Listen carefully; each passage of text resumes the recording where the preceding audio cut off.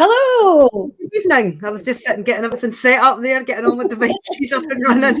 Look at us with our fancy backgrounds tonight. I know, we've just found something new in StreamYard where we can, I'm doing this like it's, but we've just found a virtual background, so now you can't see the mess that's behind and anybody that appears Every day's behind. a school day. I know, every day's a school day. So tonight we are back for session 3. We're on feedback fortnight. So last week we were started talking about feedback. Myself and Amanda were here talking feedback. We did Flipgrid. We did, I can't even remember. It seems that long ago since last week since we did it. Does. Yeah. the session of Flipgrid was amazing. We did OneNote, we did Flipgrid, and this week we're going to be doing a little bit tonight on forms, Word, Excel, a bit about PowerPoint and how you can be using those tools, probably the ones that we're very familiar with, and use them to the best of their features to provide feedback. And also tomorrow we're going to be finishing off looking at all the feedback options within Teams and how you can then integrate everything that we've talked about over the last fortnight.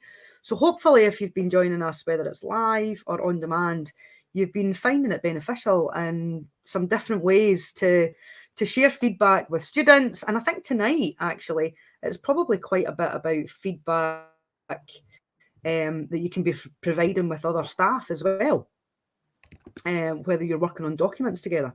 So I will just set this up. My screen should be coming through just now.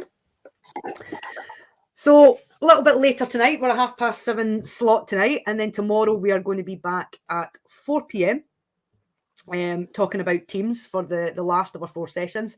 If you are joining us live tonight, remember you can comment in the chat on YouTube. Amanda will be keeping a wee eye on that as well. You can also send a message through for the @Tablet Academy Twitter up there at the top, @tabletacademy.sc.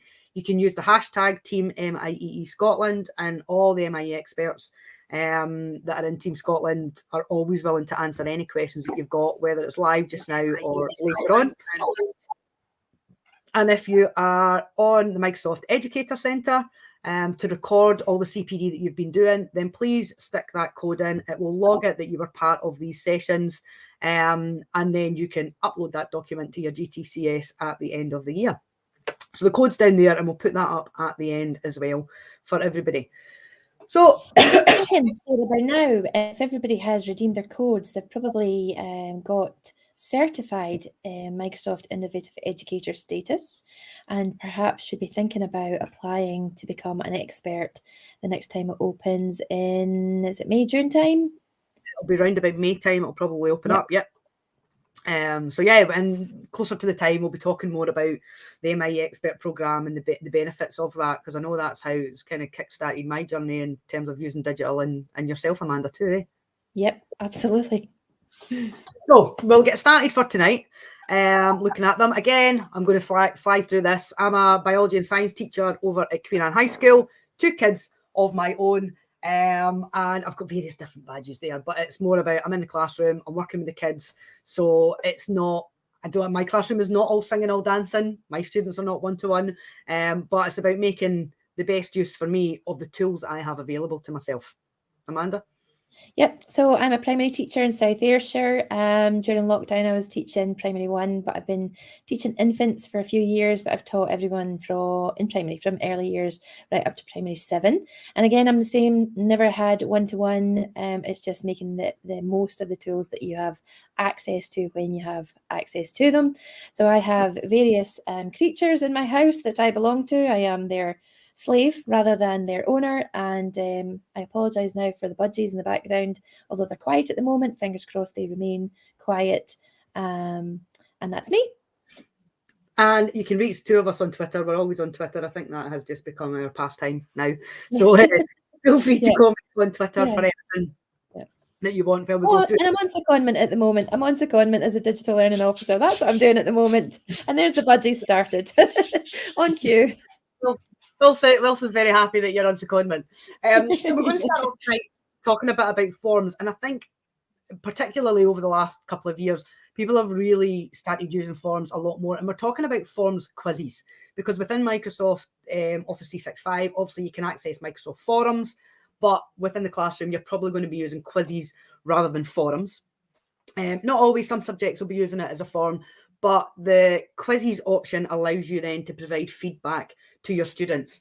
So we're going to be looking at the options of how you can give feedback within forums. The fact that it's instant, the students, if you're sending it back, they can get that feedback instant, or you can delay it. The branching feature, which I've used a little bit, Amanda's used a little bit of that as well. And then looking at the results from that and the students being able to access that feedback that you are giving.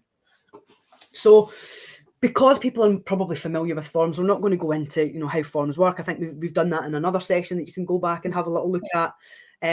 I use them mainly because it's easily accessible for the students. So they can use it very easily on a phone or a laptop or a tablet or a desktop, whatever device it is that they're using. They can access the form really easily.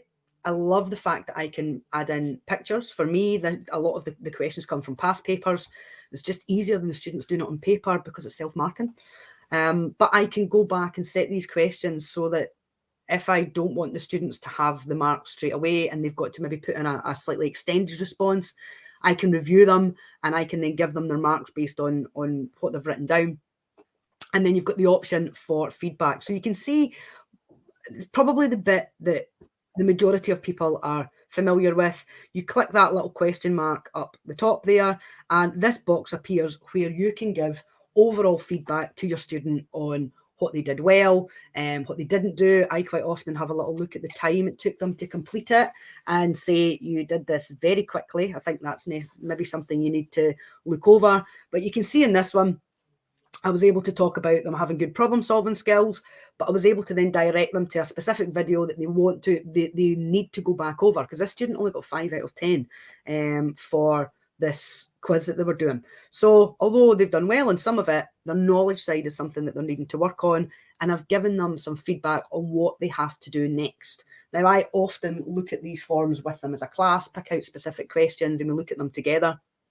But being able to give them some overall feedback, so as soon as I return that form to them, they can go away and have a little look and get working on the feedback that I'm giving them. This is, there's also the option to give feedback on specific questions. And again, for me, I give overall feedback, but then if I see a student or a couple of students maybe getting the same question wrong, next to the question, so this is question 10 here, you can see the student hasn't got it right. I can change that, okay? But if I click next to that, I can then give them feedback for this specific question. So this one was actually, it's a higher question. It's to do with reproduction, and the students had to identify when ovulation was taking place. And they've not made a link here to do with this hormone being produced and the effect that that has. So what I did, I was able to just write a little sentence down for them so that they understand why the answer is day 17 and it's not day 14. So being able to give them specific feedback on that specific question. I think if I was to add that to the overall feedback up the top, it would be lost. The student maybe wouldn't know exactly what it was that I was talking about. So it's directly to this question. But that then also leads on to the fact that when you're making up your forum, you can actually set the feedback already there. So it's not necessarily specific feedback for that individual, or once you've looked at the marking of it, looked at their answers, then you're providing feedback. This is kind of you maybe preempting what they're going to do and providing some feedback. So this question, it's the same question that we looked at before. I've just gone in and I've clicked on it, and we can see what the correct answer is, which was day 17 for this one. And actually, we've just said here where that question came from. So they can see, well, that question with the correct answer, where it came from. But what I can do is for all the wrong answers, so you can see here day 30 is a wrong answer, it gives me the option when I'm setting up this forum to put feedback in that little bit. So what I did, this was a problem-solving question, and I like this method of providing students feedback when I'm making up the form for these problem-solving questions, because the students don't necessarily know how to get to the answer. They can see that the correct answer here is D, 20-1, but they won't necessarily know how to get to that answer. So if they've given me a wrong answer, they will flag up instantly what the feedback is on that wrong answer to tell them how to do it. So in this case, it was they had to take the larger number, divide that by the smaller number, and that would help them to simplify that ratio down. And all I do is just type that up and copy and paste it into all the wrong answers so that they can see what they should have done to get to the right answer. So that's saving me time. It's giving the students feedback. It's maybe not something that I'm doing based on what they've put down, but they're getting the feedback straight away that they can go and work on. And quite a lot of the time, they'll then go away and write that down so that they know how to do it for the next time. So the fact that it's not giving me less work is most definitely a bonus. Anything that saves us time is most definitely a bonus. So for calculations and our problem solving questions, it's definitely beneficial. I think the next ones, Amanda, are actually I think there was another picture there, and it was the same thing. So again, the student had to do a calculation here, and it was just telling them how they get to that correct answer. So there's no feedback if they got it correct, but there is feedback for the ones that they got incorrect. So Amanda, these are your ones. Yes, it is. So I just picked one of the forms that I've been using. I'm so sorry, Wilson's going to go crazy here. And this was a fractions quiz. So I give feedback a little bit differently. So it's kind of like an instantaneous feedback, but it also gives my wee ones. So I think this is probably primary 3 or 2 that I was doing this with. And I wanted them to go away and then learn a little bit more before being asked the same question again. So I have set up this question very simply. A fraction is, and they just had to tell me which was it. And you can see that the answer is incorrect there. And if Sarah clicks on, you'll see what happens. It actually directs them to question 2, which is, oops, let's have another think about fractions. Watch the video, then finish the sentence. A fraction is. So there's a little really short video that they can go away and learn about fraction basics and then answer the same question again. So the first 2 questions, question 1 and question 2, are actually the same question. But if they answer the first question correctly, then their second question would be a different question. But in this case, because the question was answered incorrectly, I can say, right, okay, we need to stop, we need to think. Maybe they've just clicked on too quickly, or they haven't really thought about it, that racing through a form or a quiz just to get it done. So then I can stop them, get them to watch it again, the video that we've maybe covered in class, and then answer the same question again. And if Sarah clicks on again, yeah, so there is the first question answered correctly, and then the second question is, when you cut something in half, how many parts will you be? So question 2 is now a different question because the first answer was correct. So it's just moving them on through the quiz because they've answered correctly. And I think I've got another example of exactly the same sort of thing. When you cut something in half, how many parts will there be? If it's wrong, again, let's have another look at halves, watch this short video, and then answer the question. It's the same question again until they get an opportunity to answer it again. And then you can see that they would move on if they answered it correctly. And the way that I do this, I think it's on the next slide, Sarah, is branching questions.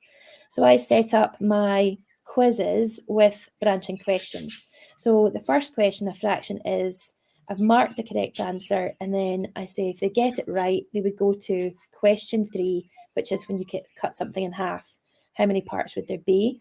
But if they're answering it incorrectly, I'm sending them to another opportunity to answer that question, but also watch a video before they answer it again. So they get another opportunity to consolidate that knowledge and understanding before they answer the question again. So branching questions, it's super easy to use. I should have put a screenshot. There's like a little 3-wee ellipsis for more options. You just click on it and add branching questions in your form when you're setting it up. And I've done that throughout this particular fractions quiz that I've set up for them. So branching questions, super duper. Yeah, and when I'm setting up with the branching questions, I kind of lay it all out first of all and everything that I'm going to include, and then go back and start picking, well, where do I want them to go, and if that, and as you said, again, this is giving them feedback on, well, they've got it wrong, so you're then directing them to something. So it's not necessarily feedback that's coming from you, but they're Yeah. getting feedback that they're getting it wrong. And then you're working on, well, how are you going to improve that knowledge? Giving them a second option to then go back, you know that they've then picked that up and then they're moving on to the next part of it. So it's just feedback in a different forum so that they can, feedback is designed so that their learning will improve. And this is just a different way of doing it. Yeah, absolutely. And I think I've used kind of things like that as pre-topic assessments and I've just sort of set up quizzes similar to this for different uses, pre-topic or middle of a topic or whatever it is. It doesn't have to be about fractions or anything. It could be absolutely anything. And I think I usually share this to anyone in my organisation so that my wee ones need to log in so that I've got a record of their results. But if they did sort of fly through and they get to the end of the quiz, then you get this opportunity to view your results. And this is what the results look like, which is similar to what Sarah had shared with you. So you can see that I've also added in that extra little bit of feedback. If they view the results, you can see an equal part of something, it's correct, a different size, a fraction is an equal part of something.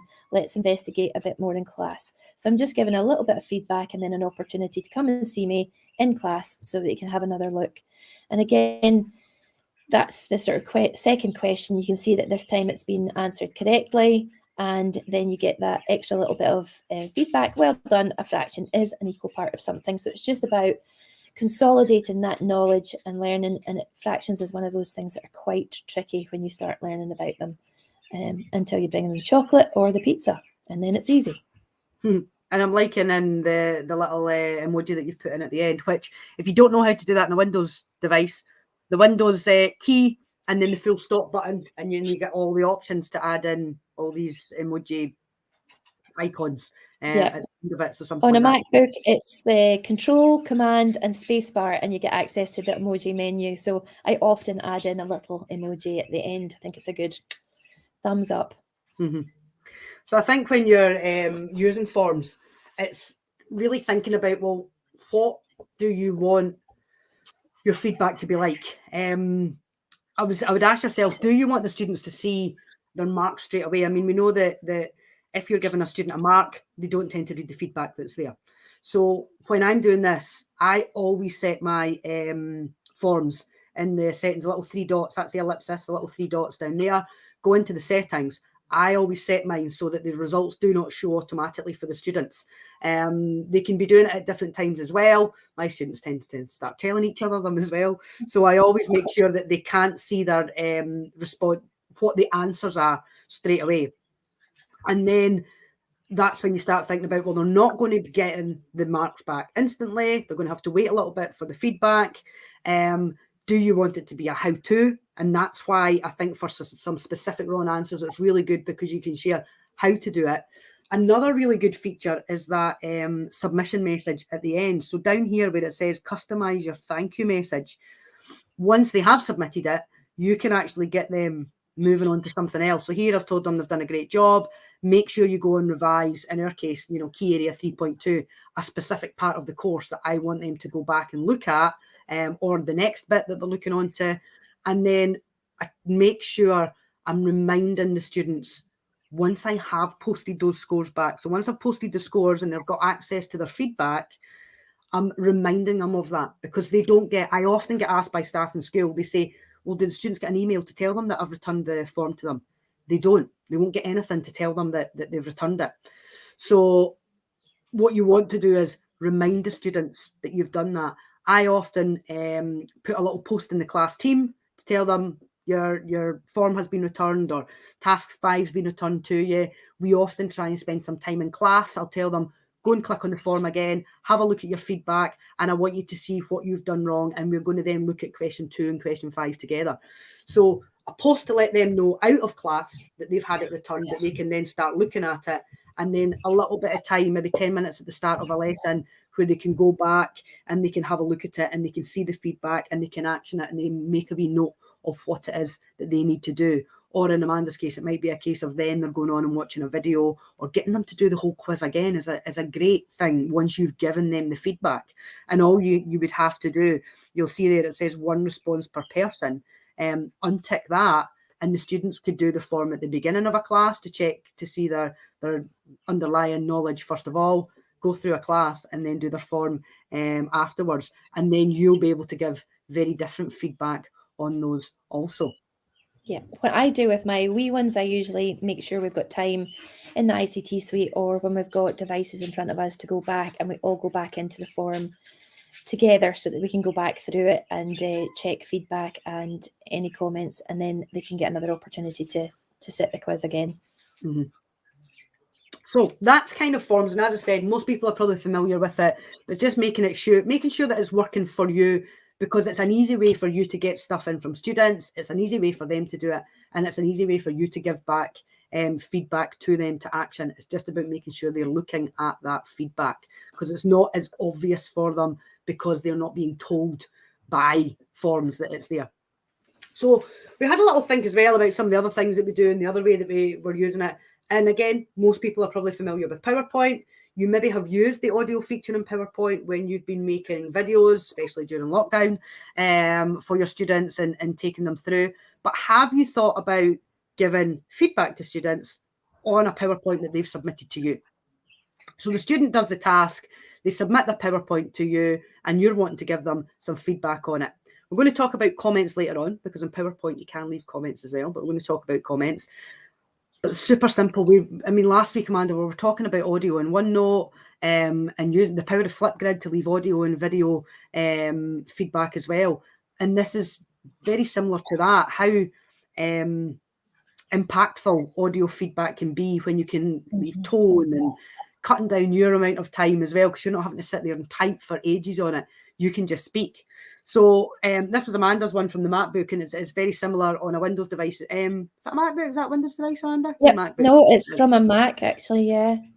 So you just go to the insert button, and then you've got the audio over on the other side. But you can add that audio to each slide. So an individual slide where you comment on what the students are doing then, or title a slide feedback at the end of their PowerPoint, and then you can add your audio to it. And actually, this is the type of thing that I have done in the past. So the students have submitted it. I've then added in a blank slide like this with the heading, listen to the feedback. I've recorded the audio, and the audio icon that gets put on the slide, it's small. I just expand it, make it big, put a box around the outside of it, and the student can't really miss that that's there. And when they click on it, they're then able to hear what it is that you're wanting to say. And I had put it down as a little scenario that the student is submitting their PowerPoint as a Teams assignment. So they've worked on it and they've submitted it as a Teams assignment, and you want to give them some detailed feedback. Now, the box that's within Teams, you can give feedback on the assignment, but it's very limited. You can't leave any audio feedback in there for them. And you probably can't be as detailed as you would want to be. So this is where you can insert a blank feedback, a blank slide at the end with your audio feedback on it, or you can insert it on every slide. I would recommend opening it up in the desktop app rather than doing it on the online version. But you can easily do that to a student's PowerPoint when they've submitted it in Teams. Or what you can do is, if you've got students working on a collaborative or collective PowerPoint, I've done it before where there's been a scenario, they're working on adaptations, and every student has a slide within the PowerPoint, because I don't want to be scrolling through 20 different PowerPoints. So in the team, one PowerPoint, there's 20 slides, everybody's given a number, and they're told you're working on slide 2, slide 3, slide 4. And then once I've done it, I want to give them a little bit of feedback on their slide. So it's just each individual slide, I can go through it one by one, add the audio to everybody's slide, and they can listen back. The only thing to remember with that is that all students can view it and all students can edit it. So they can delete it, they can remove those slides. So just depending on what age group or what class it is that you're using, it might be a feature that you want to do where they're all working together. It might be one where you're leaving it individually to students, depending on what the feedback is. And also, just thinking, Sarah, about PowerPoint. Generally in primary school, we would possibly be using PowerPoint for our learners to be demonstrating what they've learned about a topic, for example, and then they would be presenting that to their class. So they would be presenting about their knowledge, what they've found out. But actually, how we would mark that or assess that would probably be on paper. You know, you would have a ticky box, and you know, they would be speaking with a good, clear, loud voice at a nice pace, and they would be looking at their audience. But this is another really great way of giving feedback for different types of skills, you know, making it more cross-curricular and focusing in on what they've included in their PowerPoint slides, the colors that they've used, the designs that they've used.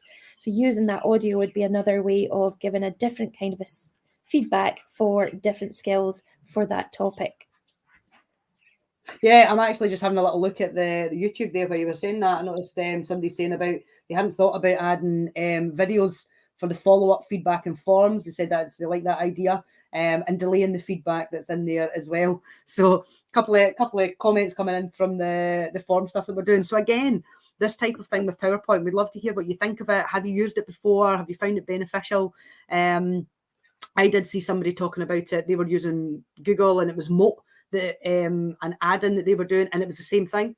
It was 20 different slides. Each student had the same task to do on a slide. It was easily accessible for the teacher to go through and have a little look, and then they were leaving audio feedback in the form of Moat. So it depends on what you've got access to. If you're using PowerPoint here, you don't need any extensions. You just go in and you click add audio, and it records straight in there. Super duper simple. A great way of also addressing sort of misunderstandings or misconceptions if they're learning about a specific topic, but they're demonstrating different parts of that topic or different aspects. And then they can all listen to that feedback, and you can address any misconceptions all at the same time. So, you know, again, it's a great time saver, but it's also a great way of getting your learners to work collaboratively and learn collaboratively as well. Yeah, and if you've got one document and they've all got their own slide, you can then pair them up. So student 1 and student 2 are paired up together. You say, right, student 1, you're giving feedback to student 2. Student 2, you're giving feedback to student 1. So they're giving each other their feedback on their slides as well. And it's just easily accessible for them, and it's simple enough for them to use. So we're now having a little look. Oh, I've put that in the wrong way. That's tomorrow's one. It's gone in by mistake. An extra wee slide there. And kind of to add to that as well, if you're, instead of giving audio feedback and you want to give some video feedback as well, again, that can be added into PowerPoint. For me, the easiest way to do this is, you know, a little screen recording. We talked about Flipgrid last week and the amazing ways that you can give feedback within Flipgrid. All we're saying here is once you've made that Flipgrid video, you can put it in various different places. You can send links out to people, or you can put it straight into the PowerPoint. So if you go to, again, it's your insert tab and you click on video. I mean, you can upload videos, but it makes them quite big. But you can go to an online video or an online film, and you just paste in the URL of your Flipgrid video. And again, that could be just a slide at the end where you've said, feedback video, watch this. You can put it in from ones if you're not got access to Flipgrid. It could be that you're uploading videos onto YouTube, and they can be embedded right into the PowerPoint. So you go into the video, you put the link in, and it's easy enough for students to access. That was on a Mac, and it's very similar when it comes to a Windows 10 device. I clicked insert video, and it then gave me this screen here. And you just put in the web address. It's got a little search one there, but you just put in the little web address there, and anything from SlideShare, Vimeo, Stream, if you're using that, Flipgrid, and then you get the little video embedded into the PowerPoint, and it's not going to play the sound this time, which is fine. But it will give you your feedback. There for OneNote. We've got the sound. That's because it's coming through my speakers. But feedback video that one of the other member of staff has done here, and you can see she's just talking them through, and you can just paste that straight in at the end. So at the end of maybe an assessment, or at the end of a research task that they've done, you can put that Flipgrid video, and you can see it sits in there, and you just click play. So it's easily accessible. Easy to do. And you can resize it as well. So it doesn't have to be teeny tiny. You can resize it to be the size of the slide. So Lisa's here. Hi, Lisa. And she's saying she's going to have a go at the 1 page per pupil slide document. Lots of opportunities for self and peer feedback in my P7 class. Another fab idea. Fantastic. Cannot wait to hear how you get on with that, Lisa. Yeah, please share afterwards, Lisa, how the students got on with it, because I know I'm talking about high school kids. Amanda's talking about she's been using the wee ones. It's always interesting to hear how other people are using it, particularly in different age groups. So it'd be great to hear how you're doing. Up next, we've got a little bit of Word, Amanda, haven't we? Yes, we do. Word is, one of these tools that everybody's been using for forever, and we all kind of know how to use it, and there's no problem with that. And it's I was talking about this the other day, and I just think I probably should go back and learn a little bit more about what Word can do, the potential of it. And this is really one of those things that I hadn't considered before thinking about these feedback sessions. So we're going to have a wee look at review, markup, and comments. I mean, I've received this as when I was studying, and you get an essay back and your tutor has given you this kind of feedback this way. But I've never thought about using it for pupils. And I wouldn't necessarily with little ones, but probably up the school, P5, 6, 7 maybe. So all I did here was I actually just opened up Word and I clicked on dictate and I told a story like I would with my little ones. And this is what the story looked like before I did anything to it. And then after I had marked it up and made corrections and made comments, the bottom is what it finished up looking like. So there's a kind of before and after. You can see a little bit of difference there. And then this is what it looks like with the markup. So there's lots of things you can see that I've deleted and corrected, and there's wee lines and it's quite hard to read. And I think that's why this is not really appropriate for weir ones. But certainly for up the school, definitely. But I was marking up, plus I was adding in comments. So things like, remember a sentence is one idea, finish the sentence with a full stop. So I'd already put the full stop in there when I was marking up, but I also was adding in comments to kind of consolidate that knowledge and understanding, that learning of punctuation and literacy skills. So there was lots of little things that I could do there. If you're older pupils, you can actually see that there's click on reply in those little bubbles, the comment bubbles, sorry, Sarah. And they can reply to me and say, right, I've got it. And they can actually resolve that comment. So they can accept the markups and resolve them, so that all of that kind of disappears once they've gone back and corrected their story. Or if I've misunderstood something and they actually meant something different, they could reply in that speech bubble at the side, or the comment bubble at the side. And it's super easy to do. This again is screenshots from my MacBook, and that's just the ribbon. You just go to review, and you can see that there's options for simple markup, all markup, no markup, or the original. You get for everyone or just mine, and then there's obviously options for markup options, insertions and deletions and formatting, and different sort of options. And it's definitely worthwhile going and having a wee look around and seeing if that would be an appropriate way of giving some feedback for your pupils if they're using Word to create, I don't know, essays, or to type up essays, or something like that, or reports or newsletters, or anything and everything. Yes, I was looking at this one, in this Word document there. Student was talking about what a tuber was, and I'm having to write everything down about it. And I was able to then put in, that's actually come up by mistake. And I was able to put in the comments here. So you can see here, I've been reading through it and I've been posting the comments as they go through that they've got to work on. And when you click on one of the comments, you can see it goes directly to it. So when you're adding a comment, I mean, it's super simple. In the top right-hand side, there is a bit, and I've kind of zoomed in on it here, that says comments. And you click that drop down and it says new comment, or you can go previous and you can go next. And as Amanda was saying, the student can reply to the comment, the student can resolve the comment once they've worked on it. But it's about thinking about, well, why are the comments there? And do you still need to be able to see those comments afterwards? I know from my point of view, it's easier if I can see what my comments were, see the students have made the changes, and them to reply to it, but not resolve it. Because if they resolve it, I'm then having to try and compare it to what it was like the last time. I had one of my teachers came up, and he was saying that they were using this with their students. So their students have a document all year that they have to fill in. It's kind of an ongoing portfolio that they have to fill in. And he says, every couple of weeks he's in there reading through it and he's making comments. And he said, I went back in the other day, he says, and all my comments have gone. He says, none of my comments are in there. And I'm like, oh, that's a bit weird. And it turned out that I think what was happening was the students were making the changes. They were obviously clicking resolve and deleting the comments that he'd made, so he couldn't see his comments that were being made there. He said, which just made it that little bit harder for him when it came to marking. And I think for in upper school, for kids that are writing stories in English, students are writing extended response questions, I think things that are going to be redrafted over and over again, this is a really good feature.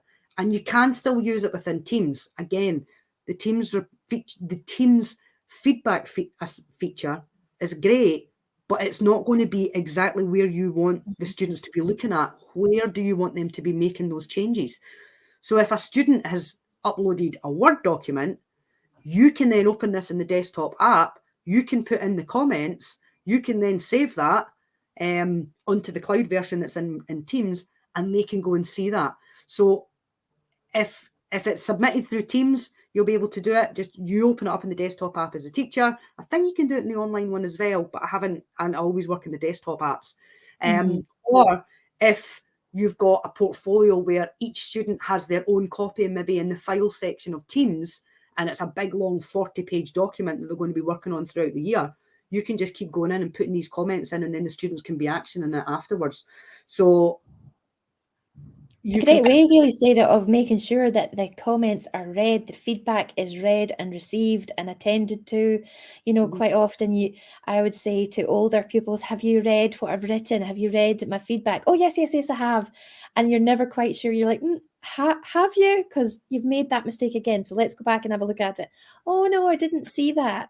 But this is a really good way of making sure, tracking that, yeah, that feedback has been read and received, and it's that specific. So great way of being able to make sure that that's learned and changed, I suppose. Digital equivalent of scrolling on the side of a bit of paper, isn't it? Yeah. And then you don't have all that scroll there that you have to then redo again. So yeah, and I mean, the other thing, years and years ago, I worked at a school, and the head teacher, who's long retired now, would say, we don't ever write over a child's work. You don't write on top of it. And I've seen lots of teachers, you write on that capital letter over things, and it's, it makes it neater, I suppose, where you're not actually affecting the work that the learner has done. So, it's that her opinion was it was about respecting what they've done from the very beginning, regardless of mistakes. So it was like that, valuing what they've attempted, and that was really important to her. So this is a really great way of making sure that you can be that specific with your feedback, but not underline or highlight or write over or add to more text to a page which might be crowded in a jotter. And I think that then becomes, you're teaching the kids skills as well. You're teaching them these skills for life, because, when they're moving on, when they're going up to high school, when they're going on, after that, then they're going to be probably doing this when they're collaborating with other people in a document. And I'm saying staff collaboration, you're working on a policy document and you're both working on the same document, start leaving feedback for each other. So it's not just for feedback for students, but also feedback for staff if you're working on something together, or new curriculum and so on. And the last one we were talking about was Excel, because then we started thinking, well, if there's comments in Word, you can do the comments in PowerPoint as well. Every little Word one has got that little button on the right-hand side that says comments. And then we said, Excel, and I think we forget about Excel. I like it, but it does scare me, and I don't use it anywhere near the amount of time that I use it. Although, being a science teacher, we are using it for quite a lot of our data and data work that we do. So you can see there's the review, and also we've got our comments on the top right hand side. So Amanda was looking at this earlier on, and this isn't something that I've used, and Amanda said the same. It's not something she's used. No.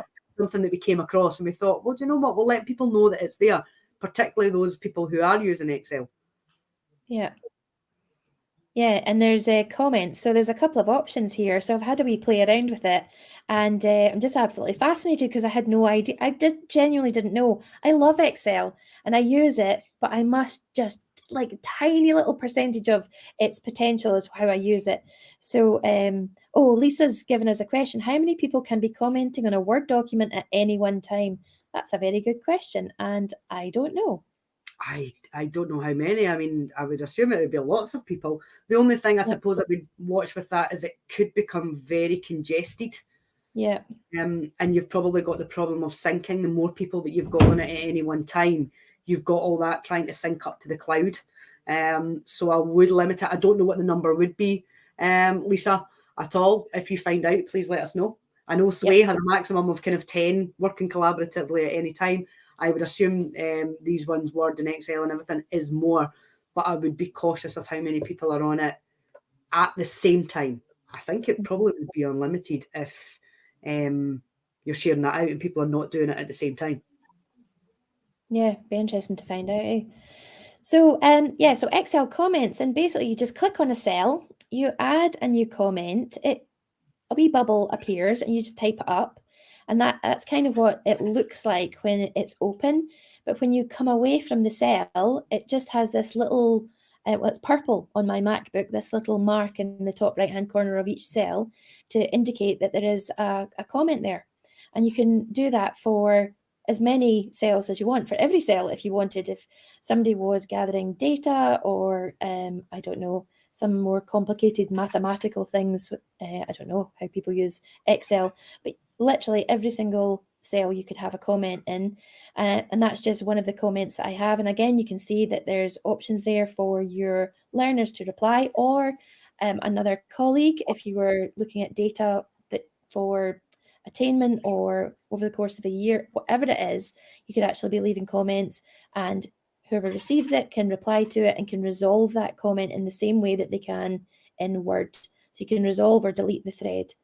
I think if you resolve it, actually, you can still get access to the conversation, the comments threads, I suppose. I'm not sure. But you can also click on view all comments, and they come on this right-hand side, and all the comments that are in there pop up at the right-hand side of your screen, so you can see absolutely everything. And when you click on each of the cells or each of the comments, you can see what it refers to or which cell it refers to. And again, you can reply and resolve or delete those comments as you go through them. And So I think they were purple for you in the MacBook, and I think they were blue for me or something like that on the Windows device. But they looked exactly the same. Yep, same little shape. And then the other thing is, it's again Excel notes in the review menu on the ribbon, and you go to click on notes. This is pretty cool. This is like sticky notes. And you just click on it, click on a cell, click on new note, and it pops up like a sticky note, and you just type in what you'd like to type. And you can see there's a little red triangle in the top right hand corner, and I've just clicked on a few and added in a few, and so it doesn't interfere with what is on the spreadsheet at all, but you can see where that there is a comment or a note in each of those cells. Lisa's just popped up a comment. I've only used the comments for personal use, so it's good to make me consider other ways that I could use it for school. Yeah, definitely. And let us know how you do that. And then there's lots of options. You can see once you've got a few notes or comments in there, you can actually click on notes again, and you get these new note, previous note, next note, show all the notes, or you can convert your notes to comments. So with notes, you wouldn't be able to reply to them in the same way you would with comments. But once you've got notes in there, maybe somebody says, actually, we need to convert these into comments, and then we can start having a conversation about these, because we can't get together. There's no time to meet with my colleagues, so we're just going to do this collaboratively, but remotely at different times. I suppose that's proper hybrid working. And you can convert those notes into comments so you can have a conversation and resolve them.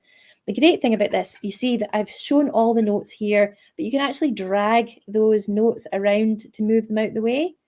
And there just has a wee line from the top left-hand corner of the note down to the cell, and it shows you what cell it refers to. But you can spread them out and move them around, so they're easy to, you just hover over them and you get that 4 little arrow icon on my MacBook, and then you can just drag and drop them out the way if they're in your way. So and I was thinking, when we have our senior pupils have got their projects, and I don't think we necessarily use Excel with our little ones is more because we think it's quite complex. But when I'm using it with the senior pupils and they've got data in a table here, I often want to draw them to one piece of data within a table of, they've maybe got 20 pieces of data in there, 20 numbers, and there's only one cell that I want to draw them to because it's a little anomaly. I'm now going, this is going to be great because I'm going to be able to put something in there and they're going to know exactly what anomaly it is that I'm talking about. And I can put a little, I love the notes feature rather than the comments feature because I'm probably not going to need them to action it. I'm probably just wanting to draw their attention to something. So I'm thinking here, these little post-it notes essentially that are going to pop up just to highlight maybe, is this correct? Did you make a typing error on this? Why has this anomaly appeared? And to get them to think about that when they're evaluating their data. But also from an admin point of view for us, we have to put all our attainment marks. We are, covered in attainment at the moment. We're absolutely snowed under with it for all our senior pupils. And they go into Excel spreadsheets. And one of the things we've just been asked to do is put in the kids' data, and then in a column at the side, we're leaving a little comment as to why the student maybe hasn't attained as well as they should have, or why they've maybe gone down, or if the student's left the course. And I'm thinking, rather than having that in a column at the end, little for individual students that have maybe got special cases as to why they've not performed the way that we would expect them to, a little comment or a little note at the side of it. And then, my heads of department can easily see that as well. Yeah, and it keeps it nice and clean and neater a little bit. I've used Excel spreadsheets at school for exactly that, and every single one of them has had a column or two columns for comments or, next steps or something like that. You could actually have comments for, I don't know, any sort of anomalies and notes for next steps. You could really... You could still have that in a column and just put them all as little comments rather than having that Excel spreadsheet with the big long cell so that you can read everything that's in it, and you're then having to scroll over to the side. I thought this would just be cleaner and crisper. So when we started exploring that, we really thought it was definitely something that people might be interested in, because I know it's something that I'm going to be taking forward and looking at. Yeah, and if anybody already uses it, let us know how you got on with it. I think we're over time. Sorry. No, we've gone over. I think we've gone over by about 2 minutes tonight. So we're not too bad. So again, if anybody has any questions, please let us know. There is a forum in the chat. We would love you to give us, talking about feedback. We would love your feedback on any of the sessions that you've done. It doesn't have to be specifically this one. If you joined us for any of the sessions in this, the 5 steps digital stuff that we've been doing, please fill in the forum and give a little bit of feedback as to how you found them and what we could maybe look at and what we could do better, because it's the only way that we're going to improve as well. There is a MET code there. Please redeem that so that you can put it on your log as well. And I think, Amanda, that is us for tonight. That is us for tonight, absolutely. That have come through. That was a whistle-stop tour for quite a lot of things, actually, tonight we covered. I think when you start talking about these things, you realise there's so much potential in all of the apps in Microsoft Office that you probably haven't thought of before, and certainly it's made me think about, I could maybe do this a bit differently or try that to see how I go. So I'd love to hear if anybody else is using any of the other apps to give feedback and how you're doing it. And thank you very much for joining us. Apologies. So tomorrow 4 o'clock live, but you can catch this on demand anyway at any time, at a time that suits you. We will be... It's all about Teams. It's all about Teams. So take care. Thank you for tonight, guys, and we will see you tomorrow. See you tomorrow. Bye.